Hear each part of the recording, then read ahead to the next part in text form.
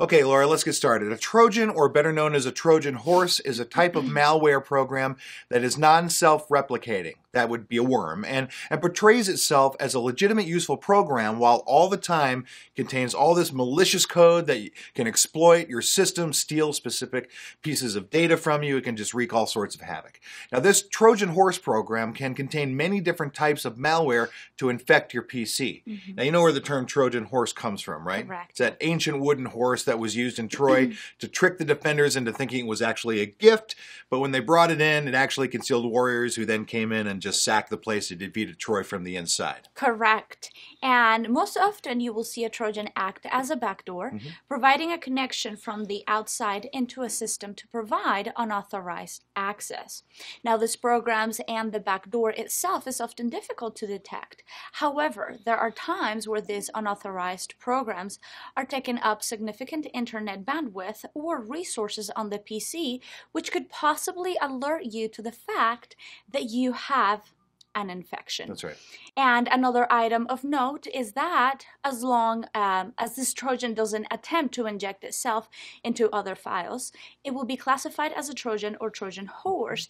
If it attempts to inject itself into another file, it is then known as a virus and mentioned, as we mentioned, a Trojan that would attempt to propagate itself or replicate itself, and it will be known as a worm. One of the most irritating Trojan horse programs is the type that claims to rid itself of the computer viruses that have already infected your PC. That's exactly right. And we mentioned that a Trojan can act as a backdoor, but we didn't really explain what a backdoor is. Now, a backdoor is simply a method used to bypass, go around the normal authentication method of connecting a computer system, right? So you and I normally sit down in front of our PCs and we log in. Well, a backdoor does not work in that function. It is an extra connection that is generally used to connect via the internet to the victim system without any need for legitimate authentication. There's no front door, right? No recognized place to go in or authentication process.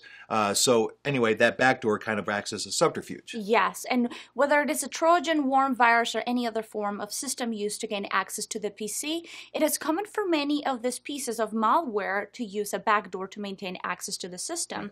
And the traditional backdoors have always been systematic in nature, actually symmetric in nature, meaning that this is the same connection on both ends, and if someone finds the backdoor, they can also use it.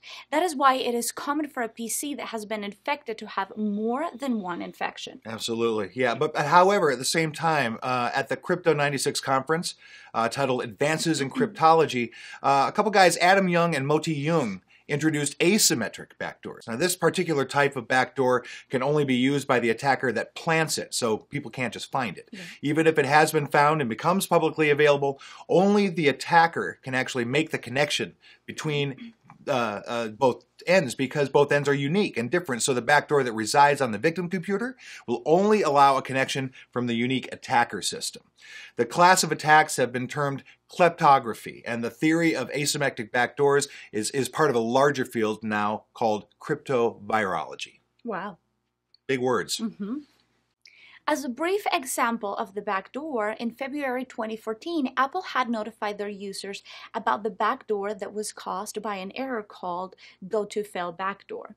This error voided the SSL authentication process, and by doing so, it exposed the user to a simple man-in-the-middle attack. Malware would quickly become useless if it were not easily distributed. A botnet has played a major role in the distribution of such malware. An attacker will use a bot to send spam messages, which will then contain links to malware, so the unsuspecting victim will click on the link and easily be infected. This malware can often be hosted by the botnet itself or could be planned in legitimate websites. The spam messages often use social engineering techniques which convince the victim to click on the link, and the message may be disguised as a news digest with some provocative provocative fake headlines, or as a message from a friend pretending to offer a link to an embarrassing photo of the victim or a mutual friend. And sometimes those are hard not to click on, right? Yes. Now, the malware is offered as a download and disguised, like you said, as an executable file, or is even hosted on a web page that includes exploits that are designed specifically to attack a particular browser vulnerability, and then at that point secretly install the malware on the victim's computer. Correct. This is super irritating for all of us because even though we may be at a legitimate website, we trust the place we're at, we may not be able to tell that this website has already been hacked and thus contains malware that will be dangerous to our computer. It's hard to say sometimes. Yes. And so sometimes an attacker will simply send the malware directly to the victim as a file attachment through email. Some email programs or services will block the downloading of any executable, or in some cases even a Word or Excel file. In this case, it is common that the attacker would use social engineering techniques to convince the victim to download the file that has been sent in a zip format, or other means of evading this common countermeasure. Right. So many different ways for these viruses to be introduced to our systems. Yes. An attacker can also include the malware via physical access to the system using a USB, a CD, or a DVD drive with the self-execution plugin so that it is automatically started. However, most of these would fail because of the countermeasures Microsoft has placed in Windows Vista on up. So instead, a hacker would provide you with a free or very cheap version of a program that you're interested in, but then at that point they would hide their malware as part of that free program so you wouldn't see what was happening when you installed it. Yeah, which is clever. Yeah. Now, I'm sure that we are all very comfortable with going to any website and downloading files, correct? I do it a lot. Okay, maybe not. But it is amazing how many computers are infected by files that have been downloaded from file sharing websites, FTP sites, or different user groups. It amazes me how often I have seen individuals seeking help on blogs, and a nice person offers to help and provide the program or a link to a program that will help fix the problem.